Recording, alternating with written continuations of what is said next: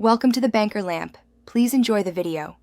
You start by confirming your device can run a second SIM and that the plan is active. Once done, insert the card or add the eSIM profile and follow carrier prompts to activate. Make sure APN and data settings are correct. Then open cellular settings and assign which SIM handles mobile data and which handles calls or SMS. This early choice determines performance and billing, so pick the option that matches your usage and roaming needs before moving to routing and app-level control.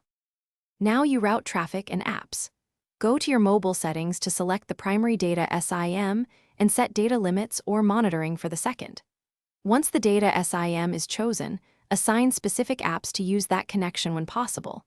Some phones allow per-app SIM selection, which prevents billing surprises.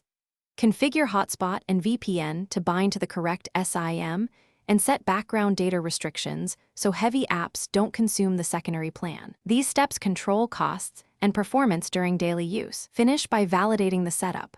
Run a speed test, place a call, and browse to ensure the second SIM is serving data as expected.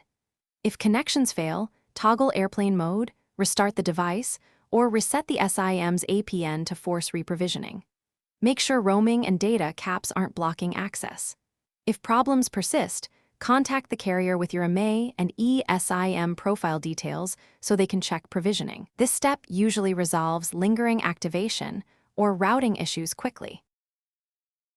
Thanks for watching. If this was helpful, leave a like and consider subscribing. See you next time.